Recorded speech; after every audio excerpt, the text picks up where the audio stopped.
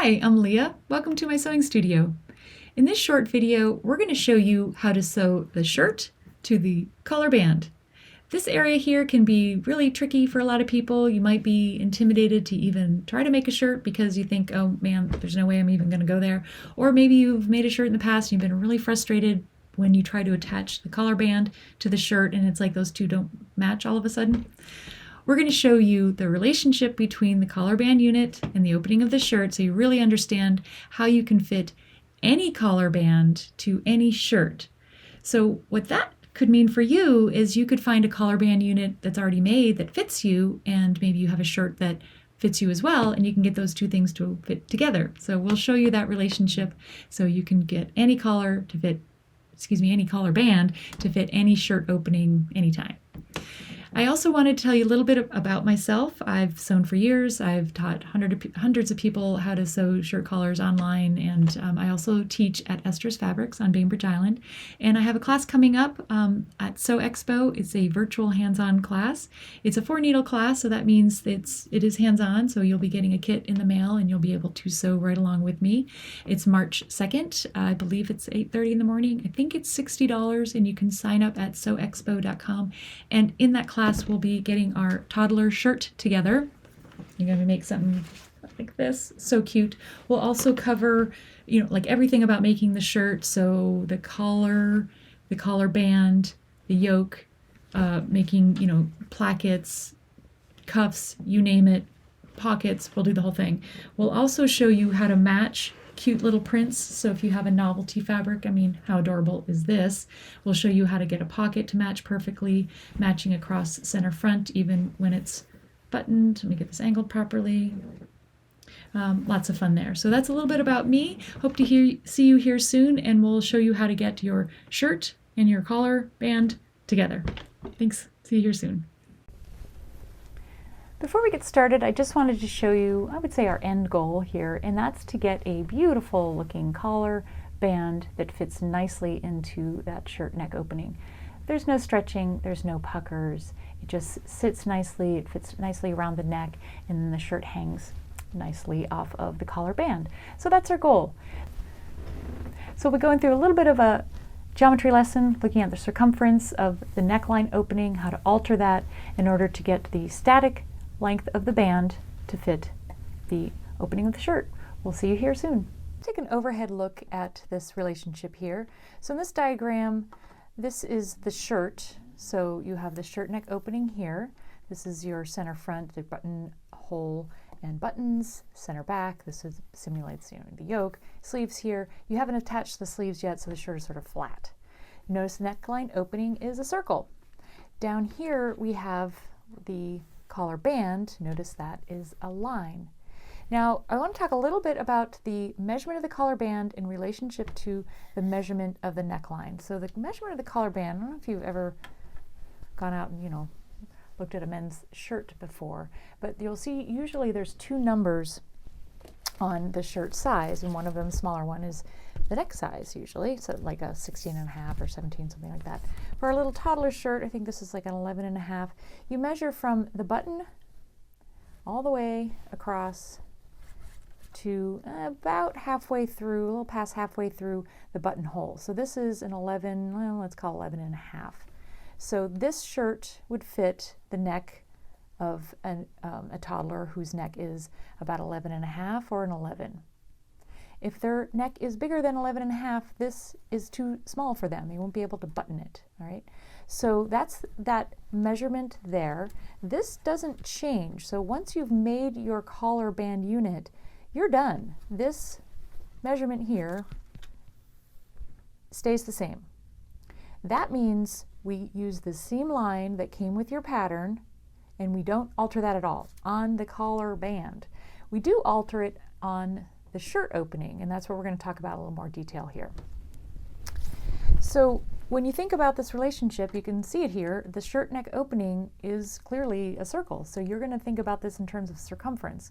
So if you want this seam line to be longer in relationship to this seam line, you would make the circumference of the shirt bigger. If you wanted the seam line to be shorter, you would make the circumference shorter. Now, obviously you want these two seam lines to be equal, but it might happen, as it always does, this is why we're here, that when you smash these two together, you end up with too much shirt or not enough shirt. In any case, you usually have an issue with getting the shirt to fit the collar band.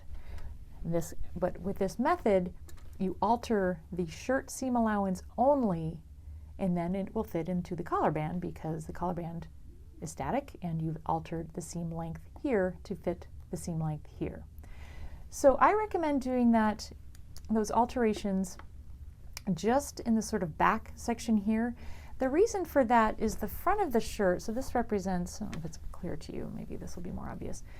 The front of the shirt here, you don't want to mess with this relationship, so you don't want to go too deep into the center front. So you wouldn't want to take too much from the seam allowance in the center front or add to the seam allowance here. So you really want to keep the original seam allowance on the band and the shirt for this front section. Once you get up to the yoke or the shoulder seam, then you can start making your alterations. So that's in this area here. And I don't know if you remember your geometry, there's a formula, I can't recall it, but you don't have to change the circumference much to add quite a bit to that measurement. I recommend, so first of all, when you're attaching these two, you start pinning the center front and work your way around. And if you notice once you're getting towards the center back that, shirt too big, you're going to need to change the circumference of the shirt neck opening. Not the center back, or not the collar band opening, just the shirt neck opening.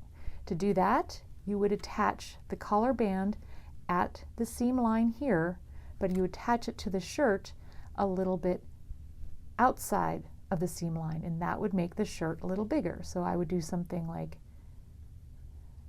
that and go all the way around. So that would make this measurement from here all the way around to here, following the pink line, the shirt would be bigger or longer, however you want to look at that, to get it to fit that 11.5, or actually the entire collar band is longer than 11.5. Obviously the 11.5 is just between where you open, between the opening you have some overlap so that you can close it. Same idea if you're trucking along and you're attaching here and you get to here and you're like, shirt too small, you need to make, shirt too big, you need to make the shirt opening smaller. So the blue would represent, you would just come in to the inside. So in making that seam line smaller, so reducing the circumference of the neckline opening. And you might already be thinking, if you've trimmed this seam allowance, like some patterns will tell you to trim this to 1/4 inch. Don't do that. If you have already, you might be able to get away with just a tiny, tiny little seam allowance there. But I recommend just keep as much seam allowance as you can and just do the stay stitching where the original seam line is. And then who cares what the seam allowance is? You know where your seam line is because you've put a stay stitch in there at the original amount.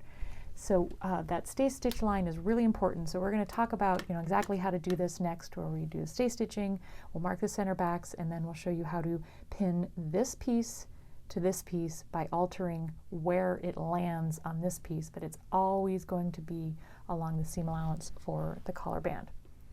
Okay, I hope that makes some sense. See me here in a minute and we'll show you how to do it. Thanks, bye. Okay, let's take a look at the real-world example of trying to match your band to the shirt neck opening.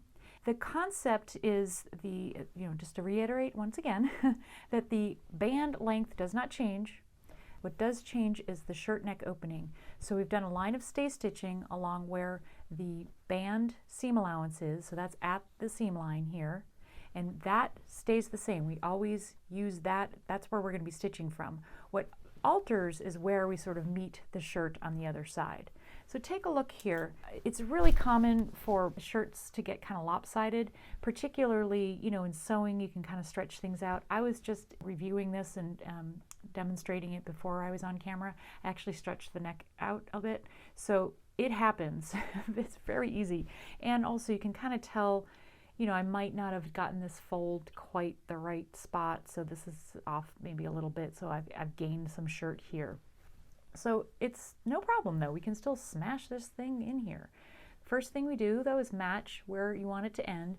And we do, as I mentioned previously, we want to retain this area here at the original stitch line. We don't want to dig in too deep into our shirt or change anything there. So that goes 1 to 1, and I do that for usually till the yoke, but with this tiny shirt, you know, you might have to start earlier than that. So I do an inch or so on this shirt, 1 to 1, and then I take a look-see. This is a great example. So if I were to try to sew this on the original seam line, you can see I've got sort of extra shirt here.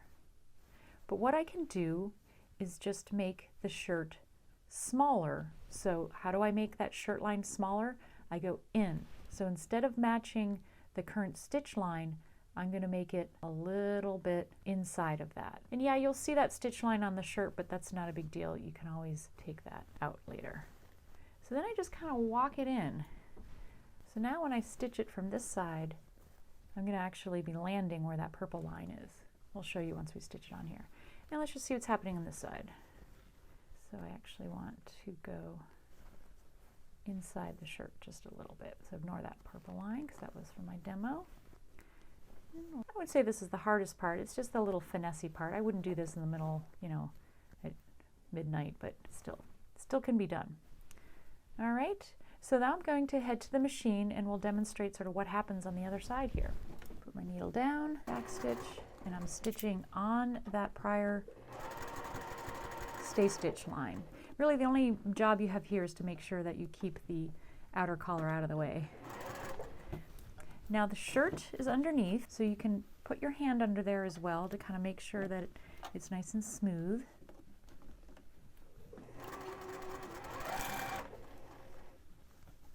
There's the yoke seam coming up.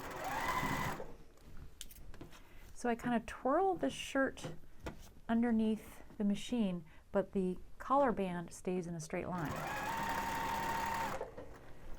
Twirl the shirt a little bit. Now, as I might have mentioned before, sometimes I'll do this little section first, just so I know that it's going to match up, but you know, it kind of depends on the mood. So then you just check your work. Let's take a look here. Look at our seam line. Put this in blue so you can see it. So ignore the purple because that was me kind of taking some notes here. This is our new stitch line. Look at how deep. You know, we really borrowed from the seam allowance, so that shirt got, we do have a little pucker here, so we can correct that. I'll show you how to do that. So let's see, look at this. All the real things that happen in the real world. So I just unstitch a tiny bit on either side of that. I've released that. Once again, check on this side, dab it on the stitch line. Let's stick it under there. Just let the shirt be where it wants to be.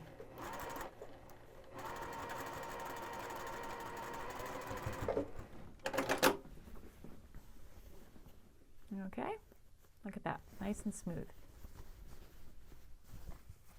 But we are quite off, you can kind of tell actually from here, because this is the original stitch line. So that's where the shirt wanted to go. That's totally fine, because it looks nice and smooth. And now it's going to be really easy to nail this in here for our final step, which is the top stitch step. Look at that, it's going to line up perfectly. And here's where it can be a little confusing, because what we're going to do next is line up this edge here with our prior line of stitching. So that's the blue line here, not our stay stitching, our prior line of stitching. So just ignore the purple.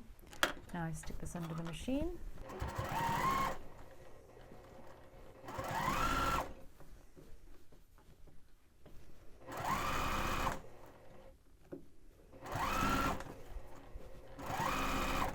So notice again, the collar band is straight and the shirt twirls around it.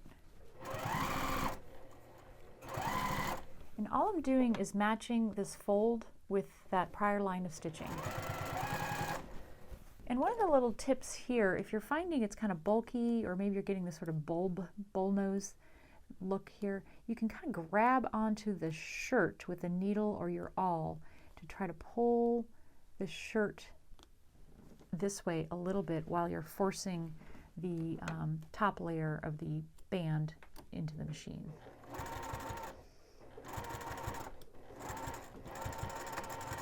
And that is it. Look at that. That's from the back side. Yeah? Pretty good, huh? Now we just can clean it up. We could take that line of stay stitching out, or don't worry about it because it's behind here. You're not even going to see it, but you'll know it's there. And just give it a little haircut and you're ready for the next step. Thank you so much. I really appreciate your time.